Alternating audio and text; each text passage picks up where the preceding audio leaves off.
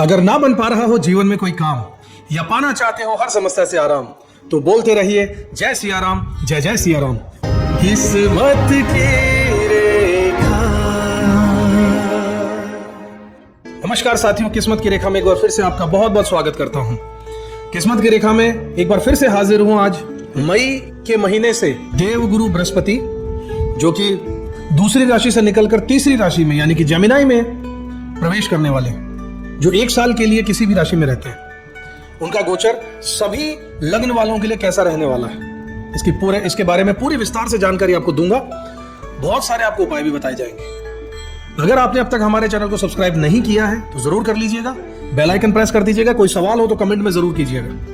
आपका सवाल, आपके कमेंट्स पढ़कर हमें आगे के वीडियोस की श्रृंखला को किस प्रकार से जारी रखना है, आपके कुछ सुझाव हमें मिलते हैं, इसका हमें इंतजार रहता है।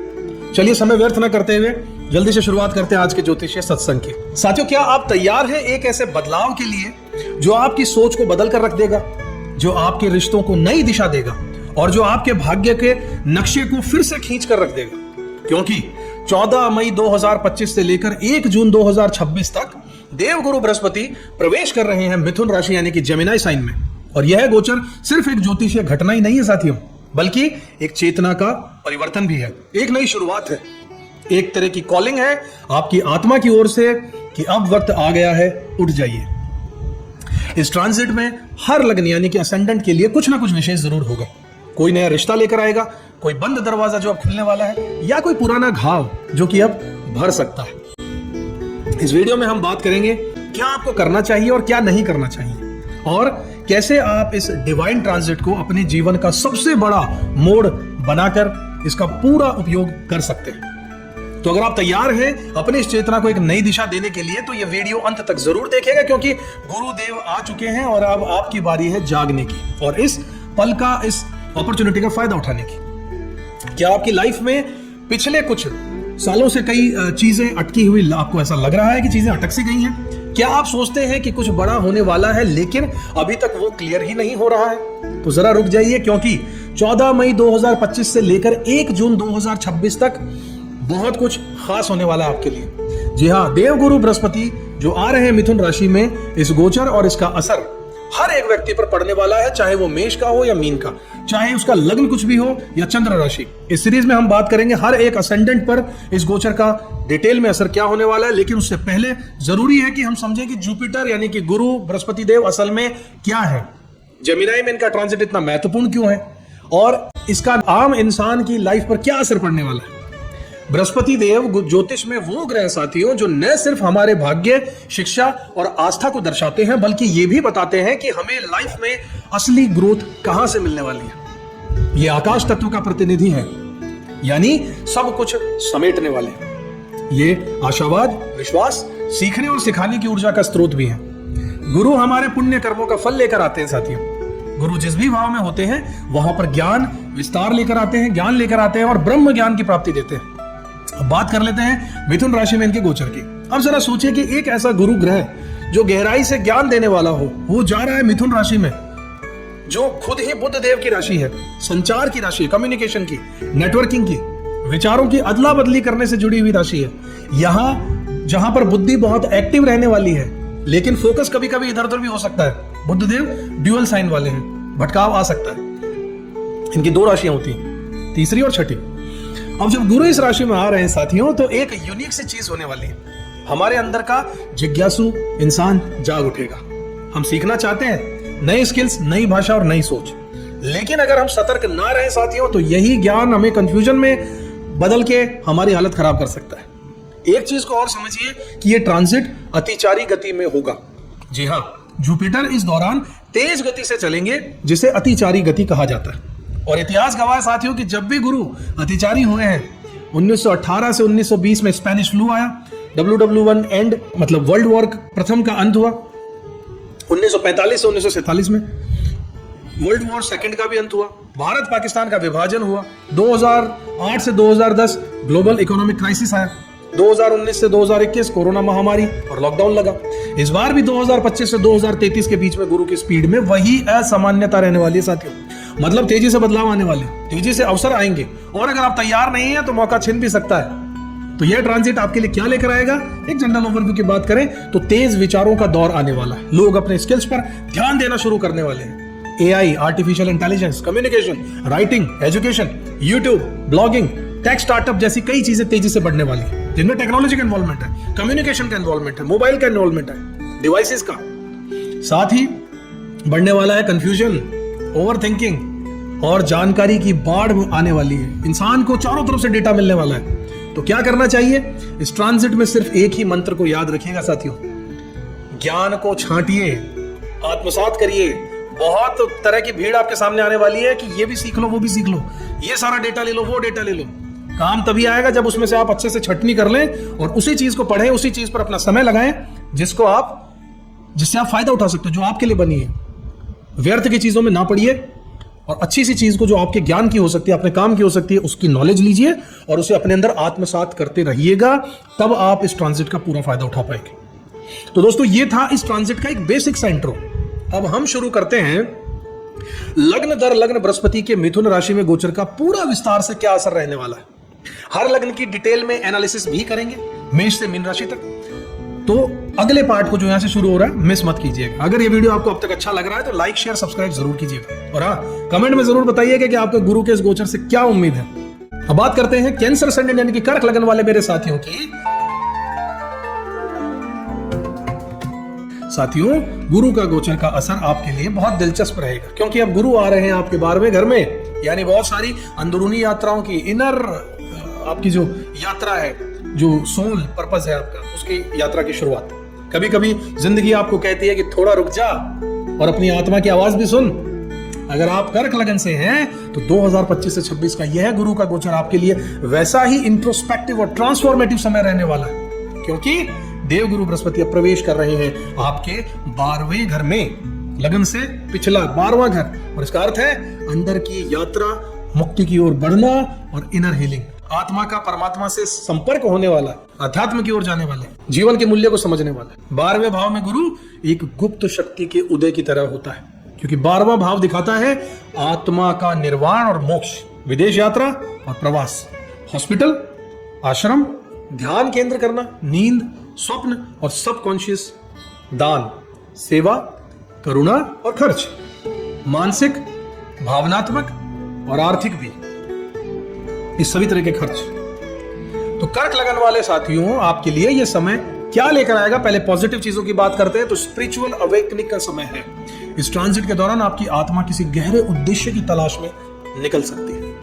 आप ध्यान, मंत्र, रिट्रीट्स, मेडिटेशन या विदेशी आध्यात्मिक साधनाओं की ओर आकर्षित हो सकते हैं। विदेश से आपके कनेक्शन और अवसरों की बात करें तो विदेश यात्रा का आपका सपना साकार हो सकता है इस साल, या फिर कोई लॉन्ग डिस्टेंस अपॉर्चुनिटी आपके लिए खुद चलकर आ सकती है। जॉब हो, एजुकेशन हो या सेटलमेंट हो सकता है। हिडन ब्लेसिंग्स की बात करें तो गुरु यहां दिखता नहीं है, लेकिन गहराई से काम कर रहा होता है। आप महसूस करेंगे कि मेरे अंदर बहुत कुछ बदल रहा है। यह परिवर्तन धीरे धीरे आपकी पूरी सोच को एक नई दिशा की ओर लेकर चला जाएगा। लेटिंग गो की कला आपको आ जाएगी, यानी चीजों को छोड़ो, भूलो, मिट्टी पाओ, ये थीम आपके मन में चलने लगेगी। अब वो समय है जब आप पुराने रिश्ते, आदत, मेंटल ब्लॉक्स या इमोशनल बैगेज को छोड़ने की आर्ट जो होती है उसे सीखने लगेंगे। आपकी आत्मा अब हल्का होना चाहती है। गुरु की दृष्टियों की बात करें तो गुरु की दृष्टियां they work like light in the darkness, एक रास्ता दिखाती है हमेशा। 5वीं दृष्टि चौथे घर पर, जो कि माँ का है, घर का है, परिवार का है, भावनात्मक सुख का है। मां से जुड़ा कोई संबंध आपका गहराने वाला है। घर में शांति और इमोशनली सेफ स्पेस आपका बन सकता है। कुछ लोग नई प्रॉपर्टी में निवेश भी कर सकते हैं, खासकर पीसफुल जगह पर, जैसे कि हिल स्टेशन या फिर फॉरेन प्रॉपर्टी में इन्वेस्टमेंट। 7वीं दृष्टि जो है छठे घर पर पड़ रही है, जो रोग, ऋण, शत्रु, मुकदमा, लिटिगेशन का है। तो आपकी मानसिक शक्ति इतनी बढ़ेगी कि आप एंजाइटी, डर या पुरानी बीमारी से उबर जाएंगे, ऊपर आ जाएंगे। कोर्ट केस या फिर लोन सेटलमेंट भी इस समय सुलझ सकता है, ऐसे चांसेस हैं। 9वीं दृष्टि की बात करें जो कि आपके 8वें घर पर पड़ रही है, जो कि गुप्त रहस्य रिसर्च का है, आपके इंट्यूशंस का है। यह समय जब आपकी इंट्यूटिव पावर्स को एकदम तेज करने वाला होगा। आप ऑकल्ट, मनोविज्ञान, हिप्नोसिस या फिर ऊर्जा हीलिंग जैसे विषयों को गहराई से समझ सकते हैं। उतरने का मन करेगा, ऑकल्ट की तरफ जाने का मन करेगा, ज्योतिष सीखने का मन करेगा, वास्तु सीखने का मन करेगा। और भी बहुत सारे फॉर्म्स हैं, खासकर जिनमें विदेश का कनेक्शन, जैसे टैरो कार्ड, विदेशी सब्जेक्ट है, आपका मन करेगा। जैसे हिप्नोथेरेपी मन करेगा सीखने का, और आप जरूर कीजिए, बहुत अच्छा है। कुछ चीजों का आपको ध्यान भी रखना होगा साथियों, जैसे ओवर स्पेंडिंग से बचिएगा, बहुत ज्यादा खर्चा मत कीजिएगा। विदेश यात्रा, डोनेशन या इंपल्सिव इमोशनल शॉपिंग से आपका बजट बिगड़ सकता है, तो ध्यान रखिएगा, तैयारी के साथ चलिएगा। भागने की भावना मत आने दीजिए अपने अंदर, स्थिति का डटकर सामना कीजिए, हटिए मत वहां से इग्नोर करके। यह समय फेस टू द शैडो का रहने वाला है, ना कि अवॉइड टू द ट्रुथ। इसलिए डटकर मुकाबला कीजिए सिचुएशन का, भागिए मत। आप अकेलापन भी महसूस कर सकते हैं इस एक साल में, लेकिन याद रखिएगा सॉलिट्यूड और लोनलीनेस में बहुत फर्क होता है साथियों। अब आपको बताता हूं कुछ actions that you should take during this transit. अपनी आध्यात्मिक प्रैक्टिस को मजबूत कीजिए, भजन, ध्यान, मंत्र, सेवा, साधना, इनमें अपना मन लगाइए। आपकी नींद, मानसिक स्वास्थ्य और शांति को प्राथमिकता दीजिए। दुनिया जाए भाड़ में, आपका स्वास्थ्य पहले, आपकी नींद पहले, आपका मन की शांति पहले। अपनी इज्जत कीजिए, अपनी वैल्यू कीजिए। पुराने रिश्तों को सम्मान के साथ क्लोजर दे दीजिए। जो पुराने रिश्ते चल रहे थे, खिटपिट थी, हाथ जोड़ लीजिए, शांति के साथ उनसे पीछा छोड़िए। जर्नलिंग कीजिए, थेरेपी लीजिए, काउंसलिंग में जाइए। अगर मन भारी लगने लगे, इन चीजों का सहारा लीजिए, ये आपके लिए बहुत पॉजिटिव रहेगा इन सालों में, इस एक साल में। कोई गहरी स्किल्स को जरूर सीखिएगा, जैसे past life regression, dream decoding या हीलिंग आर्ट। इन सब पर आपको ध्यान देना चाहिए, ये आपके व्यक्तित्व को निखार जाएगा, अंदर से आपको मजबूत करके जाएगा। तो शॉर्ट में फटाफट बात कर लेते हैं समरी की कि गुरु का ये गोचर आपके लिए, यानी कि कर्क राशि वालों के लिए, कर्क लग्न वालों के लिए कैसा रहने वाला है। आपकी लाइफ में अध्यात्म की, यानी कि साधना की शुरुआत हो सकती है। आप अंदर से अपने आप को पूरे तरीके से समझकर एक अलग ही जोन में, अलग ही मोड में जाने का प्रयास कर सकते हैं। आपके फॉरेन कनेक्शंस भी बढ़ सकते हैं और आपके फॉरेन ट्रैवल करने को भी आपकी उम्मीदें बढ़ सकती हैं। आपकी जगह बदल सकती है, आप स्थान परिवर्तन कर सकते हैं, आप अकेले में समय बिताने की इच्छा महसूस करेंगे और मोटिवेटेड इस बारे में हो सकते हैं। आपके जो लाइफ में पुराने घाव आपको मिले हुए हैं, उनसे आपकी इमोशनल हीलिंग का समय भी ये हो गया। अपने खर्चे बढ़ सकते हैं, इसलिए लाइफ में बैलेंस बनाना बहुत जरूरी है। आपका इंट्यूशन पावर बहुत बढ़ सकता है, चीजों को होने से पहले ही पूर्वाभ्यास आपकी ताकत बन सकता है। आपको यही राय दूंगा साथियों कि बहुत ज्यादा इमोशनल होने से बचिएगा, भावुक ज्यादा मत होइए, बहुत ज्यादा खर्चा करने से बचिए और स्थिति का सामना करने की आदत डालिए। स्थिति से जी चुराकर भागने की कोशिश मत कीजिए, तो आपके लिए गोचर बहुत पॉजिटिव रहने वाला है। प्रिय कर्क लगन के मेरे साथियों, आपके जीवन का ये चरण एक स्पिरिचुअल रीबर्थ का है, पुनर्जन्म हो रहा है स्पिरिचुअलिटी के लिए। गुरु अब आपकी आत्मा को कह रहे हैं कि अब वक्त है भीतर की यात्रा पर निकलने का, जहां सारे जवाब शब्दों में नहीं, शांति में मिलते हैं। इस बार आप जिंदगी को सिर्फ जी नहीं रहे हैं, आप उसे समझने और स्वीकार करने का, ट्रांसेंड करने के लिए निकल चुके हैं।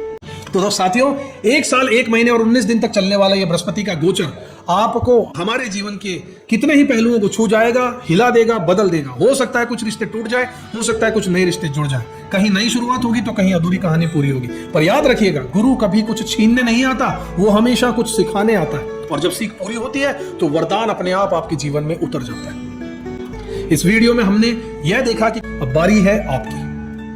बिल्कुल ध्यान से चीजों को जो बताया है उन चीजों को फॉलो कीजिएगा। आपने अपने लिए कौन सा भाग महसूस किया है, किस लाइन ने आपको अंदर तक कुछ हिला दिया है, कुछ संकेत दिया, क्या आप भी महसूस कर पा रहे हैं कि कुछ बदलने वाला है? तो नीचे कमेंट करके मुझे जरूर बताइएगा। आप इस ट्रांजिट में क्या उम्मीद रखते हैं, ऐसा भी मुझे बताइएगा। या अगर आप चाहें तो सिर्फ इतना लिख दीजिएगा कि मैं गुरु की कृपा को स्वीकार करने को तैयार हूं। वीडियो अगर अच्छा लगा हो तो लाइक कीजिए, शेयर कीजिए, सब्सक्राइब जरूर कीजिए चैनल को। बहुत ही मेहनत के साथ अच्छे अच्छे वीडियोस आपके लिए लेकर आते हैं। अगर आप चैनल पर नए हैं, सब्सक्राइब जरूर कीजिएगा, क्योंकि ये सिर्फ एक वीडियो ही नहीं था, ये आपके भीतर के ज्ञान का द्वार खोलने की हमारी एक प्रयास थी, जो कि हम समझते हैं, चाहते हैं कि आप बताएं कि ये सफल रहा या नहीं रहा। मैं मिलूंगा आपसे अगले वीडियो में अगली रोशनी के साथ। तब तक के लिए अपना पूरा ध्यान रखिएगा। जय गुरुदेव, जय श्री राम। किस्मत की रेखा